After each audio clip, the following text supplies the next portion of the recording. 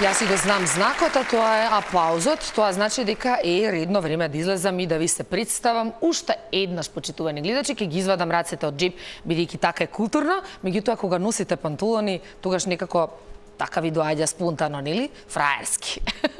Ајде, добро вечер и добро дојдовте во најновото издание на Фидбек со Елена. Знаете дека и оваа вечер ќе се дружиме со супер атмосфера, односно во супер атмосфера, со супер гости. Ќе имаме, се разбира, нашиот диџеј Брике овде, кој што ќе се погрижи за добра атмосфера и за добра музика. Знаете дека секогаш се трудиме да го задржиме вашето внимание и барем онаа енергија што ја имаме и ја чувствуваме овде во студиото, се обидуваме да ја пренесеме преку малите екрани токму до секој еден од вас. Се што вие треба да направите е да ги отворите очите, да ги отворите ушите, да се наместите во вашата омилена позиција и едноставно да уживате следниот еден час заедно со Фидбек со Елена и сето она што го направивме како избор за вас во оваа денешна емисија. Ке имам две прекрасни гостинки, меѓутоа нема да ги откривам сега, знаете дека ќе ги откривам веднаш после джинглот. Само да напоменам дека сите оние кои што можеби ги пропуштаат емисиите во живо, односно премиерната и репризната епизода, ќе можете да не фатите на нашиот YouTube канал, кој што се вика Фидбек со Елена, или пак сите оние информации кои што се поврзани со емисијата, се разбира исто така, можете да ги најдете на Instagram профилот наречен Фидбек со Елена, меѓутоа со долни црти меѓу себе. Нема да должам многу, стартуваме.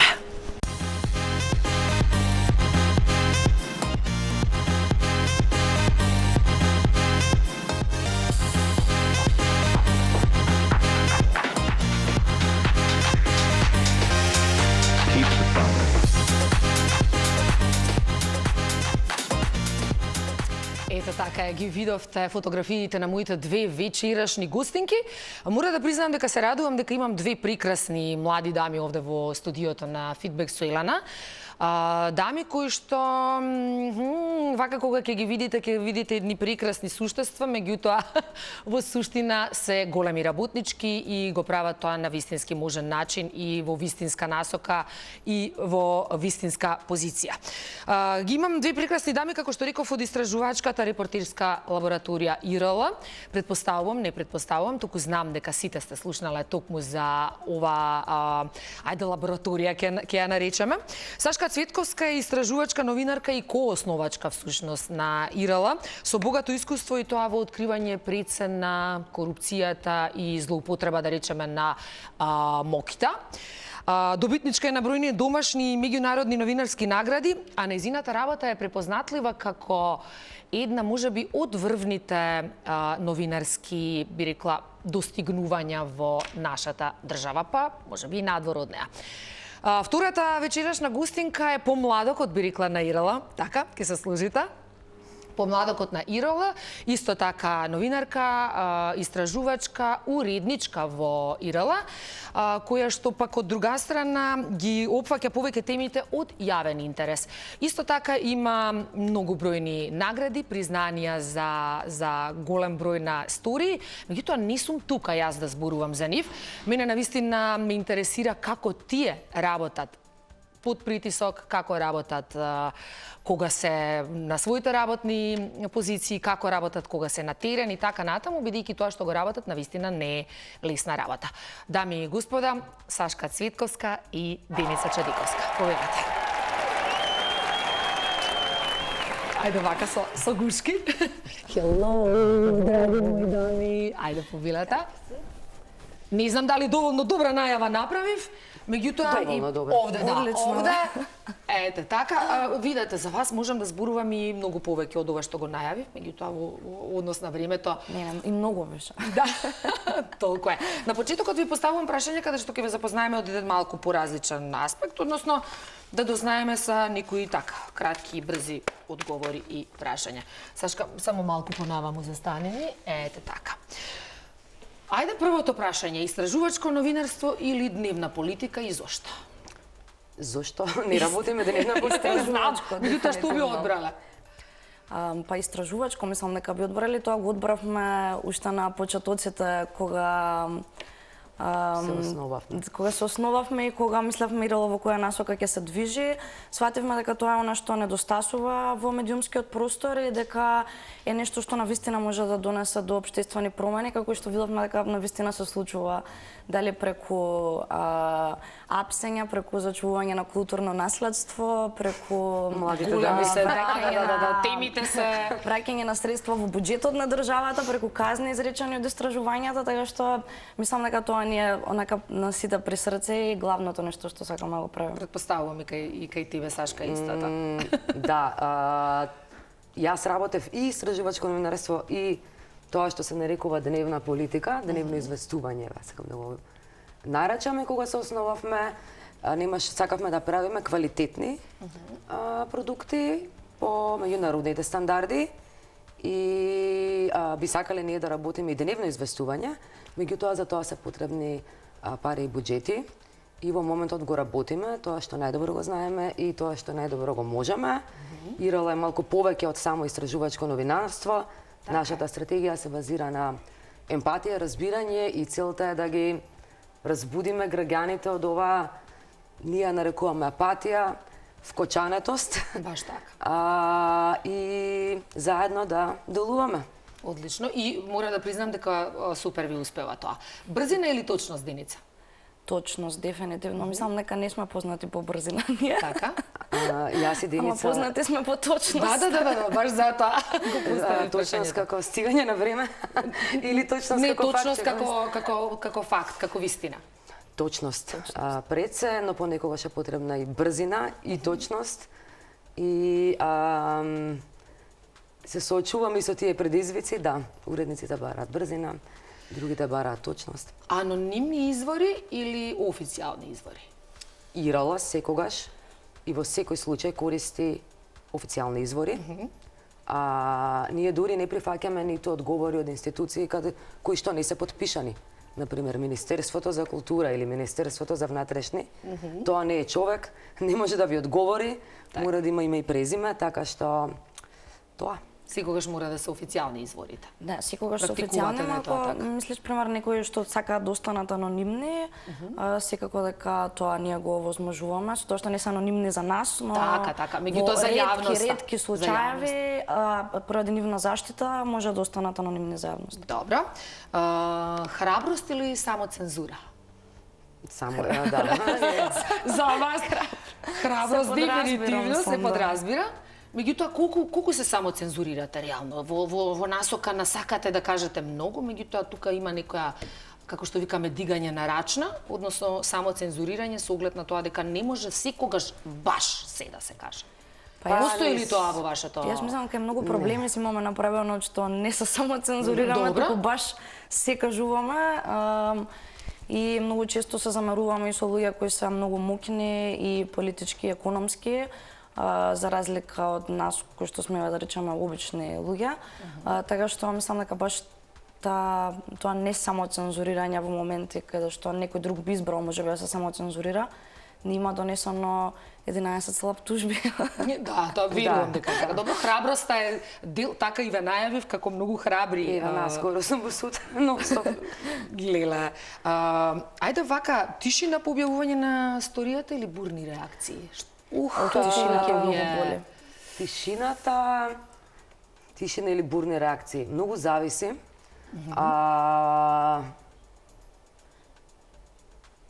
Јас сум уверена дека квалитетните информации не можат да бидат проследени со тишина и тоа Ирала го покажа преку своите продукти, особено преку својата видеопродукција, но понекогаш се соочуваме со тишина. Луѓето им е полесно да се поврзат со одредени теми во кои што не се расфрлаат со одредени мокни имиња или мокни личности и често добиваме тивка поддршка за многу од темите, но не и гласна поддршка. Што значи тоа? Имате видео кое тече и не знам го гледале 200, 300, 500 луѓе и ни еден од вашите пријатели дури и семејство не би ве ни споделил, туку напротив, ќе ви се јават да ви скараат, да ви укажат на тоа дека храброста и одважноста да се зборува, нам не е тоа работа. Така е. Точно е дека многу малку професии ќе ги побараат жртвите кои се бараат од оваа, но ние тоа го одбравме, тоа го правиме и се надеваме ќе има помалку И тишина. тоа се вика keep up the good job, затоа што сте на вистинскиот пат. Така да, еве јас и јавно ја давам мојата подршка кон вас. Локални приказни или големи национални афери? И Што би двете. одбрале? Значи, локални Јас, приказни, И големи двете? национални И афери двете, и двете. и рола препознатлива по меѓународното известување. Тоа овде не го работи никој. Преку гранично известување за организиран криминал и корупција, Така. заедно со меѓународниот проект за известување за организиран криминал и корупција, и ние сме единствени кои за сега произведуваме таков тип на приказни со надворешни соработници. Браво. Успех како самостојни новинар единица или како редакција? Како Како редакција, редакција. дефинитивно. Знаем. Мислам дека Ова не требаше ни да го поставам како прашање, но добро. Мислам дека тоа што ИРЛ го има направено успешна организација до сега е баш тимската работа, бидејќи не сме, мислам, во нашиот тим нема само новинари, туку има професионалци од многу различни професии, значи уметници, филмаџи, IT експерти, и не знам ни колку луѓето знаат дека всушност едно истражување кое што го гледаат, дали е видео, дури ако е само пишана сторија, дека на тоа работеле минимум 10 до 15 луѓе од различни професии, и од нив неколку биле новинари кои што нормално направиле нели истражувањето, историјата, но сите други направиле тоа истражување да стигне на таков начин до публиката, да е разбрано и да биде визуелно привлечно, да биде интересно за гледање. И мислам дека сите тие склопот на сите тие професии, таа тимска работа е тоа што ги направи истражувањата се разликуваат. И јас митам дека сте тим и дека како редакција функционирате одлично. Сашка, BBC или CNN? Ако веќе морам BBC. BBC, Диница? BBC. Исто, добро. Значи Бритиш. Не. Се шалам. Тие сепак се уште глобалните медиуми од овој тип. Не, и добри се новинари точни и имаат, ефикасни, навистина. меѓутоа сметам дека гласот на граѓаните глобално од земјите кои не знам чии членки не седат во Совет на безбедност и кои не се мокни развиени, а тие се многу повеќе. Не е застапен во овие медиуми и затоа не можеме да ги достигнеме цивилизацијските цели како благосостојба и среќа за сите. Јасно. Едвард Сноуден или Џулијан Асанж? Тешко прашање. Да, знам. Мојата прва меѓународна работа беше всушност така ги запознав OCCRP, меѓународниот проект за известување за организиран криминал и корупција, преку работата, преку интершип на таа колаборација со Џулијан Асанж, и да, за жал не би можела да коментирам, тоа се смета за Не за коментирање, повеќе како кршење на договор за така. доверливост. Добро. Диница? Без коментар ќе останам. Без коментар. Да, Океј. ние сметаме храбри работи, храбро е да се изнесат работите, важно е да ги знаеме. Не гледаме по која ги цена луѓето со каква цена го Доколку не ги- платија тоа, нели? Тие информации што биле дадени. Не навлегуваме, рековме, не навлегуваме во тоа, а и не ни е таков тип на емисија за да навлегуваме сега и кај Сноуден и кај Асанж. Девојки, фала ви, се гледаме на позиција. Ајде.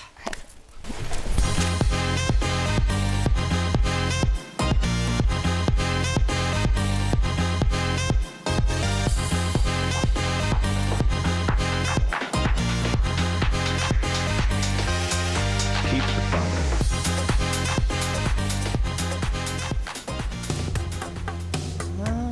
Видиш убавата емпатија. Кој ни ја измисли најавната шпица и музиките за најава? Не знам. Ама не да е заразна музиката, Заразна е, признај. Да. Таа треба никогаш да ја прутнеш како семпл во твоите... Уште на работа ми сета, фале да ја слушам. Што викаш од сон, веќе ќе се разбудиш. Да, веќе. Чекај сега. Никако не ме научи. Ова црвено ма беше Црвено кога ќе видиш црвено не пипај. Значи црвено значи не Не, пипај. не. Главава, Тоа е ладничко, може малце а така. жутава дозволено. Тоа веќе може. Сивина. И сиво не препорачувам. А овде смее да се врти. Све. Умрена сум диџејка да станам. Па ти Диџејка викам да јас да те будам. научам. Гледаш? Па ајде. Знаеш музика, Договорени доволно. сме.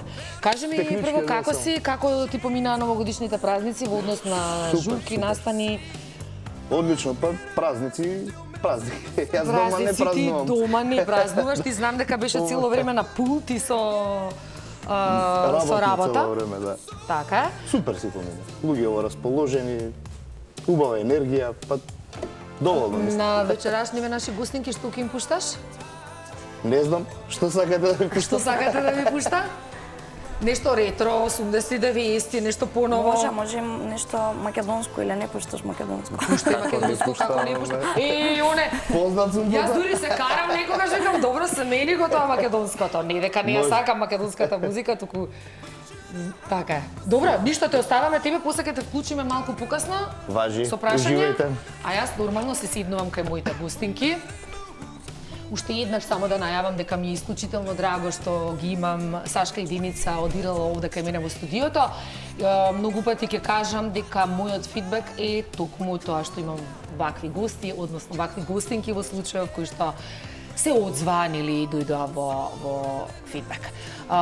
За почеток, секогаш ми се наметнува прашањето како и кога започна всушност, кога се роди љубовта кон оваа професија генерална и како знаевте дека е тоа. А која професија? Новинарството, ајде. Ти прво. Па јас сакав да бидам писател и се запишав на општи компаративна книжевност. И така талкав некое време, потоа сватив дека катедрата всушност наука за книжевноста не е сето тоа така романтично како што јас го замислував. И потоа Македонија ги доби предпристапните преговори.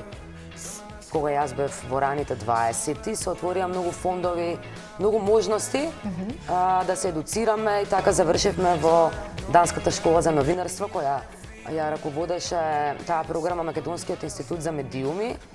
И јас од првиот ден знаев дека тоа е мојот повик. Така, Дека одлично.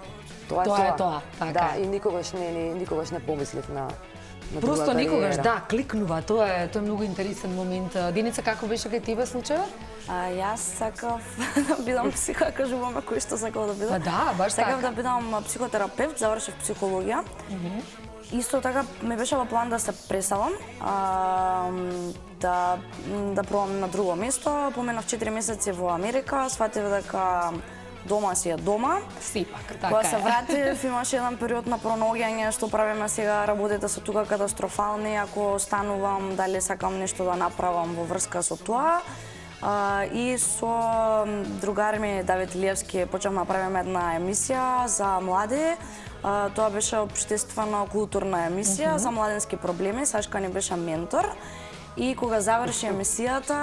Значи со Сашка си врзана од поодамна. Да, така, тогаш уствари се запознавме. Так. И кога заврши емисијата, ни беше преголем некако залак на двајцата, ја имав 21, он 20, да продолжиме сами со тоа. Сашка и тимот само што го отворија ИРЛ, бара млади луѓе кои што ќе ги обучуваат за истражувачко новинарство. Не беше баш така. Они едноставно си дојдоа кај нас на канцеларија. природно. Значи, не Си беше се така почнале да викнав, природно. И почнаа да си доаѓаат секој ден. Не, вие не Така, викнавте, не се сакам. Добро, сакале да учат. И Да, учела и од едноставно си најдобрите. останаа така со нас. Како посвоени, Така, да. го споминавме моментот на тоа е изборот, меѓутоа претпоставувам дека сите ние имаме некоја втора условно кажано жилба, односно што би биле кога не би биле ова што сте сега. Дали имате некоја професија number 2? Да речеме. Еве, може би Деница ти психијатар или да, психотерапевт. психотерапевт. Уште 4 години, пример, да завршам некоја специализација, можам и тоа да бидам, ама дефинитивно мислам дека вистинскиот повик во животот ми беше ова и тоа се види уште на почетокот некако прво адреналинот, второ колку работи можеш да направиш, мислам психотерапијата е многу убава професија каде што им помагаш на луѓето, ама е еден на еден работа, тука тоа што можеш да го направиш, можеби промените нема веднаш да ги видиш, ама некако знаеш дека придонесуваш за Правиш добро дело, доброто така на е. целото општество и мислам дека тоа ми беше дека пак мотив, тоа би требала да така, бирам, дека така. сепак, а плюс психологијата се најде пак како многу корисна во цело тоа, бидејќи е корисно да знаеш како функционира психата на луѓето и како Па размислуваат. како не? Па дури во новинарството е Да, многу многу во потребно тоа, новинарството да. поособено. И воопшто еве Да. и во водителството, во новинарството, кога интервјуираш некого, треба дури горе доле да процениш со кого имаш работа и како имаш работа, за да знаеш нели и какви прашања да поставиш и до каде можеш да отидеш и така натаму. Сашка, што би била ти? Многу ме интересира, доколку не би била новинар. Некој професор, пошто те личи за предавање на оние знаења и слично. Сега, јас ова по Не моја знам, предпоставка Деница ви Не кажа. сега професор на некој начин, сам бидејќи ние многу млади луѓе поминале несирала, кои што биле обучувани од нула. И буквално биле градани во истражувачки новинари, не само истражувачки новинари, туку во многу различни професии, така ја стигнав до тоа да бидам уредник за комуникација, мислам тоа некако случајно си се наметна. Треба да има некој што ќе ги препознае твоите таленти и ќе знае после да те насочи и мислам и да ти ги даде потребните ресурси и да ти буквално да ти биде ветар во грб за да стигнеш до тоа. Тоа Така се што каната професорка би ти да. рекла може да бидеш Професорка? професорка Може. Ке ти личи. по новинарство. Да, не знам, да, не сум размислувала, ама може би... Да, сега мислам што... Да, дефинитивно јас и сега сум... Не сум само новинар. Така е, Да речем, знам, да. И менеджирам обучувач, и ментор, Меѓутоа, и... да. И сите Кога тие не би работи морала во се едно. да правам од ова што го правам во моментов, а многу работи се. Веројатно би се посветила само на градење на продукти, информации, поголеми општествени интервенции. Ама тоа е веќе прекомплицирано да го објаснувам. Во секој случај може би била кариерен советник за млади. Понекогаш ми е жал кога ќе видам колку луѓе имаат талент, имаат потенцијал да бидат многу повеќе од она што нивните се во родители моментов и или- општеството го така е, гледа во така нив. е. И тоа би сакала да го правам еден ден, многу посветено. Да. Ама сега за сега останувам тука. И супер сте во тоа што го работите. Што значи во денешно време истражувачко новинарство? Јас знам дека е тоа голема тема, меѓутоа во кратки црти. Затоа што многумина ќе каже, па добро да е, нели, новинари се. Не е така. Значи, новинарската работа е многу подлабока, е многу посветена работа, е многу тешка работа, па тоа треба да се копа, па треба да се донесат оние, што рековме, точни информации, треба да биде веродостојно на тоа што се кажува. И ајде после ќе ми се наметне второто прашање, меѓутоа да не ве бунам, за почеток, што во денешно време представува истражувачкото новинарство? Во денешно време, од секогаш, да, луѓето, денеска можеме да прочитаме секакви написи, кои се нарекуваат истражувачко новинарство. Некои луѓе тоа го практицираат на социјалните мрежи, некои луѓе го практицираат на одредени порталчиња. Меѓутоа, истражувачкото новинарство не е. Тоа истражувачкото новинарство е комплексна работа и бара, за разлика од дневното новинарство, Така. бара одредени вештини кои на другите репортери не им требаат во работата или не толку. Од познавање на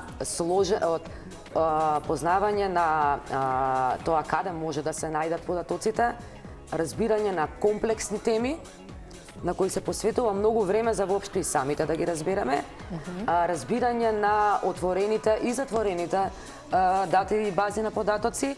И сега ќе стане ова премногу стручно ако продолжам да го раскажувам. Да, не. Да, Ова повеќе нели за но народот да свати во суштина за што Да, станува луѓето збор, затоа замислуваат што дека ние одиме нели како детективи некаде така. и го ги бараме грешниците и криминалците. Но нашата работа... А не, дека не е и така. Па сега, ако не креваат телефон, да. Значи да креваат телефон криминалците, Да, но да. најчесто сме затрупани како бирократи со тон хартија.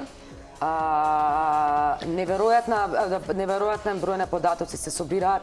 Еве, да речеме, истражувањето, последните 2 истражувања закочани, може би тоа беа терабајти на податоци кои што ние ги имавме. Тука навистина треба имаше да имаш голема персонал студија. кој што ќе ги обработи. Треба да има многу вештини кои треба да ги знаеме, не ние само, и други луѓе во тимот.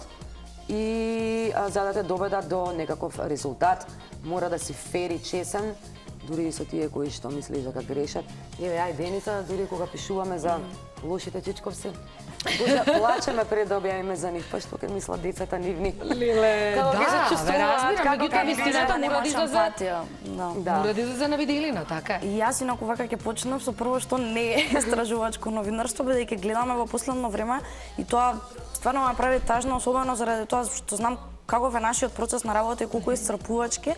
Кога ќе бидеме споредени, мислам не конкретно ние, ама кога за некој што напишал Facebook статус, кој што потекнува од рекла казала разговори, чаршиски разговори и ќе му речат браво, ти си истражувачки новинар, мислам тоа апсолутно не е истражувачко новинарство, бидејќи секој може се да каже, секој може се да слушне. Но вистинското истражувачко новинарство те ги докажеш тие работи. Нас многу често Еве ми се кога ќе надоврзавте на објавиме следното нешто, прашање. ќе не речат тоа беше јавна тајна, сите го знаеа.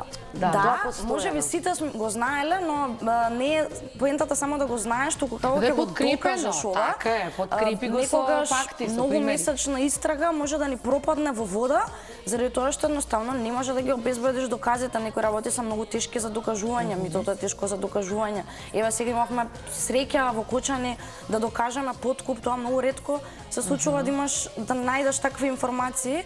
И многу ми е жал кога ќе нас споредат или кога ќе видат некоите со Facebook статус и ќе речат ово истражувачки новинар, он пишал буквално информации кои што некој му ги шепнал на уво, не потврдени. Ние веќе читаме и постојат плејада на медиуми, сомнителни гласила, но чии брендови значат нешто во јавноста.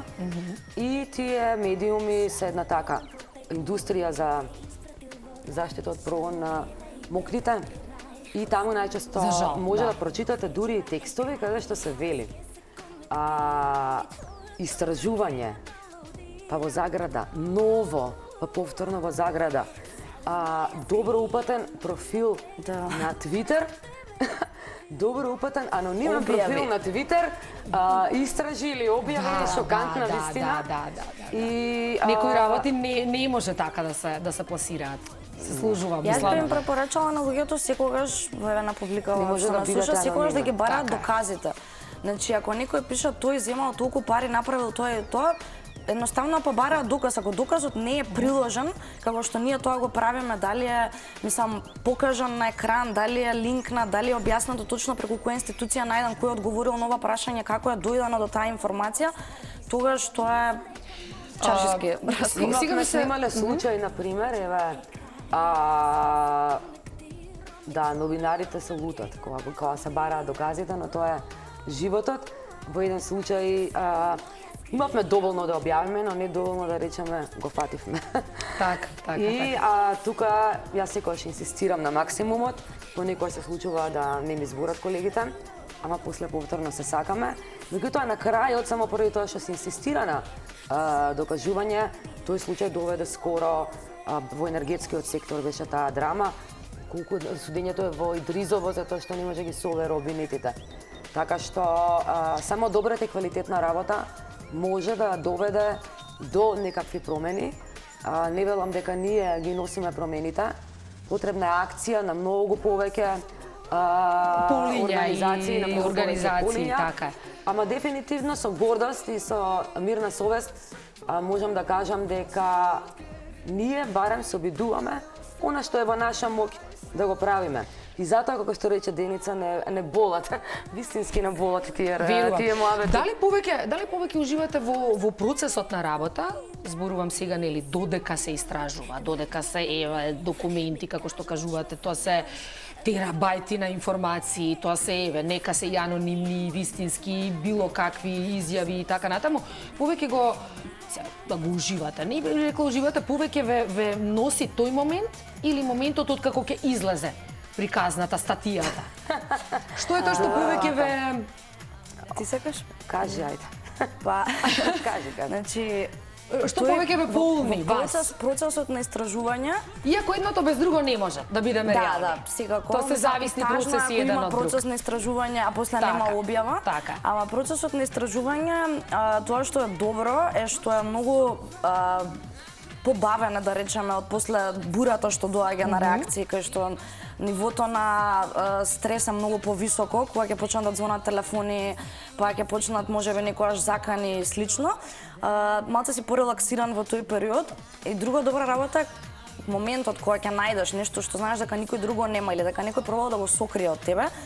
Тоа чувство на адреналин, искрено не замислам како, ни едно друго чувство на светот што сум го почувствувала, ама јас ќе зборам како млада личност на граница помеѓу миленијал и Gen Z, кои што сме зависници од допамин.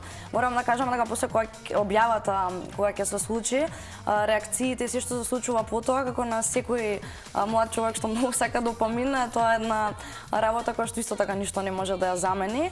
И мислам, без разлика, не мора да е твоја сторијата или да си работел конкретно на сторијата, ама како што кажавме претходно, бидејќи се е тимска работа, се што направил некој во тимот на ИРЛ, едноставно тебе ти носи една сатисфакција, особено кога ќе видиш дека има реакција, особено ако има институционална реакција. Затоа преска реков дека тишината многу боли. Ако има медиумски молк, ако медиумите не наподдржат, ако има молк од институциите, тогаш боли, бидејќи било истражувано и да не си го истражувал ти, колегите го истражувале со месеци, ти си бил на еден или друг начин инволвиран во тоа.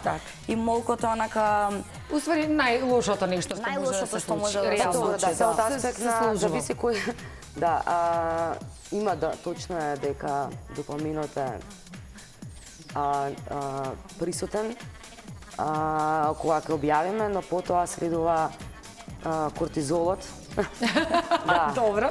Затоа што јас пред секој јас не можам да спијам пред да се објавуваат сториите, затоа што после доаѓаат здарите. Стресно е. И тешко е да си изложен и како се справувате со предизвиците? А знаеме дека се големи. Еве посебно после некои големи најави, не, ние се подготвуваме и претходно, бидејќи и слично. После следат нападите. Тоа. И како се справуваме? Па не знам. Имате ли некаков одбранбен механизам створено, создадено? Прво како редакција, второ како личности сами? Имаме поддршка од меѓународниот проект за известување за организиран криминал и корупција. Во насока на тоа да не се помогне да ги разбереме последиците, мислам ние ги разбираме последиците. Ама за мене лично, прво како жена, одговорна за толку луѓе, па тешко ми е, да. Тешко е, никој не е имун на напади.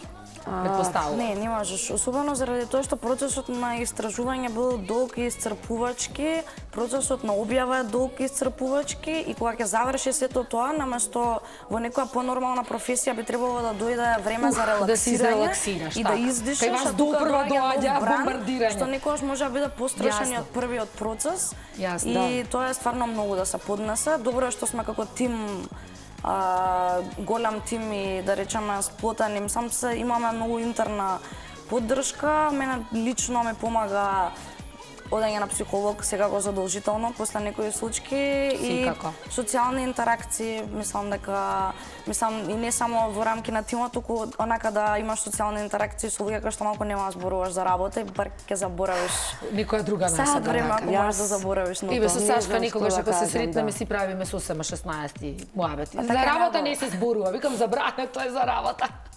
Зборување. Да. Моите одговорности за жал подразбираат повеќе поддршка и таа не е секогаш достапна, но тоа го одбрав да го правам и така е. Ќе го вклучиме Брик овде. Брикче, повели ти со некои твои прашања, може да бидат и сосема друга тема, или на тебе остава. Со многу сериозна професија се бават. Многу и мене ми дојдоа сериозни прашања. Па не знам, ајде да ни кажете вака некоја сигурност имале милион непријатни случаи. Непријатни? Сакаш непријатна песна да ни пуштиш? Не, сака да ми пусти прашање. Па, дали може да споделите некоја имало се од случаите непријатни? Најнепријатната, јас лично мислам најнепријатната. Па да, едно од понепријатните беше тоа голем проект за меѓународен, каде што известувавме за еден поголем ланец за шверц на оружје и муниција. И во тој процес еден од колегите наши во Јан Куцијак во Словачка беше ликвидиран. И јас и мојот колега од ОССР Побри Белфорд овде работевме на друга сторија, едноставно бевме контактирани веднаш од Дескот за безбедност и без ништо на себе. Значи, тоа што беше на нас по едно ранче, знам седавме во Девармало, во кафана, обри прва пастрамајлија. И нас и отидовме во хотел, седиш 3 дена, не смееш да излезеш за твоја безбедност, не знаеш, немаш ништо, немаш четка за заби, немаш цигари, не смееш да, не знам, твоите кај си, никој и мислам имало и други проблематични ситуации, има далеко поневозможни ситуации со кои што живеат нашите колеги од одредени земји. И втората работа се јавните линчови, тие тешко се преживуваат. Ама ја и Деница секогаш имаме план.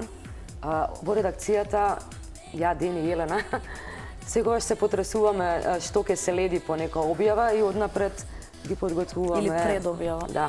Меѓутоа, кога станува збор за физичката безбедност, како што реков, ретко која професија од вас ќе побара од толку многу работи се откажате и понекогаш тоа ќе го вклучи и ризикот по вашиот физички интегритет. Еве зашто сте храбри. Затоа се храбри, навистина. Браво. Јас лично не сум имала волку страшна случка. Сум имала една не беше можеби толку страшна, ама беше страшна ради времето и контекстот, бидејќи имав 21 и само што почнав да работам и го истражував студентскиот дом Пелагонија и директорот ми се закануваше на телефон. Стварно сам не беа пријатни заканите, особено на таа возраст. Сега мислам дека не би ги сватила можеби толку сериозно. И веројатно втората беше последниот напад што не се случи со Латас, каде што моравме да добиеме обезбедување. Па можеби нападот, мислам, сам секако дека беше страшен, но мислам дека сериозноста на ситуацијата ја сватив дури откако меѓународната организација ни додели обезбедување баш поради овие случаи кои што се случувале во минатото. Само да појаснам за да не станува збор за обезбедување поради одреден новинар и негови закани, поради мотивите на одредена група со своји интереси кои не се во духот на владењето на правото и таа група практично зборуваше преку разни гласови, а во меѓувреме се работи на едно од посериозните истражувања кои сме ги работеле и тоа беше и причината за нападот.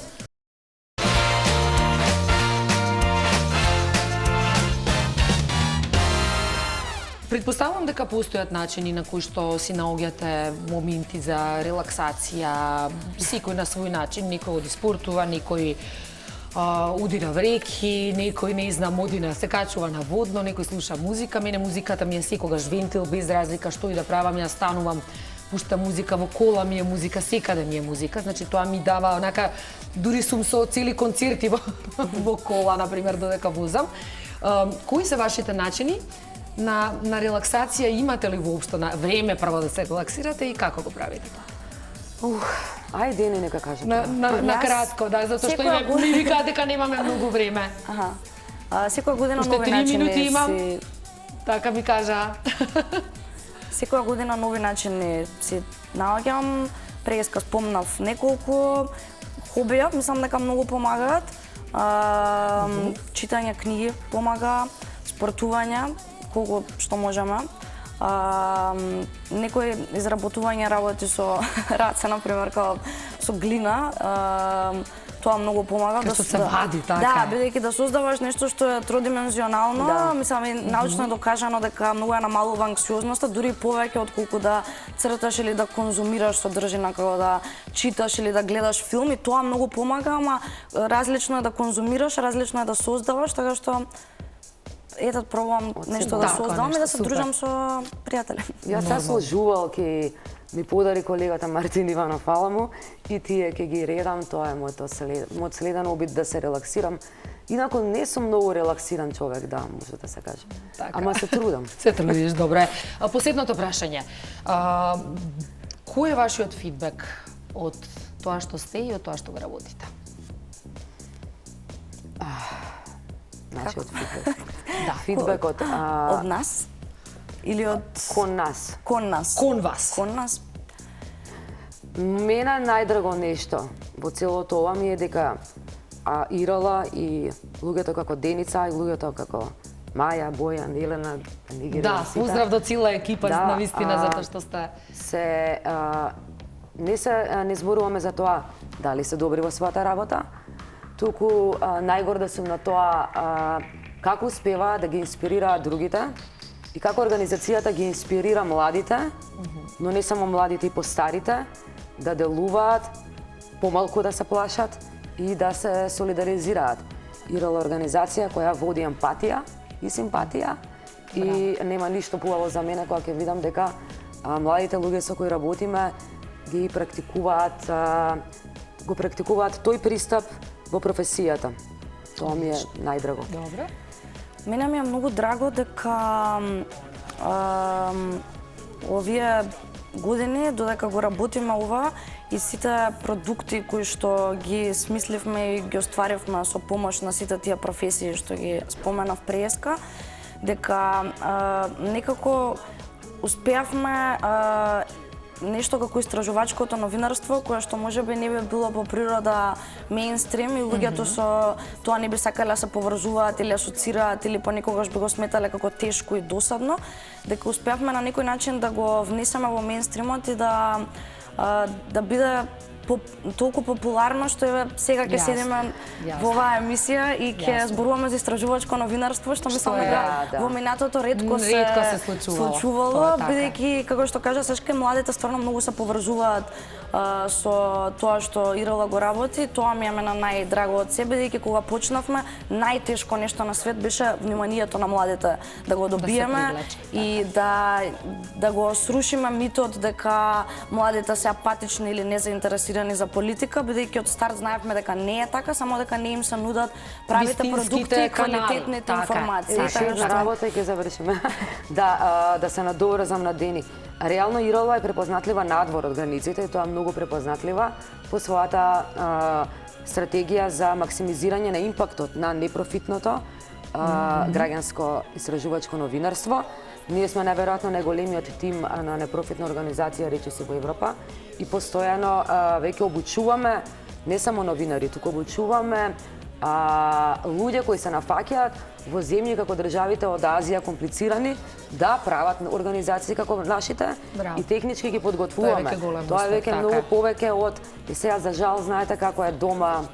Не сме третирани можеби најдобро, ама тоа е најголемата мака и проблем. Тоа се малку луѓе од кои не сме третирани најдобро, така што задоволни сме. Ајде, овде негде мораме да се одјавиме. Јас се седнувам меѓу вас. Не, седи се. Брик, повели на твојата фотилја. Јас секогаш му ја вака наваму сите нозете, добро. Во една насока да не видат. Девојчиња, фала ви. Фала ти многу на поканата. Фала и на вас што дојдовте. Мислам дека супер си поминавме. Брик ти одговара, фотилјава Риков. Поуживај малце, ќе ти дадам некој ден да водиш емисија, пошто знам дека ти се бендисува. Само фотилјава да ми ја даеш, знаеш. Може, за дома? Може, да. За по дома, добро. Причинјава се добре, мојата мачка би ги сакала. Ето, ома ќе ги расчупа, желе ќе ги чупне. Овде нека да кажуваме чао. Ви благодарам и на вас што бевте дел од оваа денешна емисија. Се гледаме повторно во сабота во 19:30. На овие прекрасни... Треба да кажеме чао сите. Еве, чао.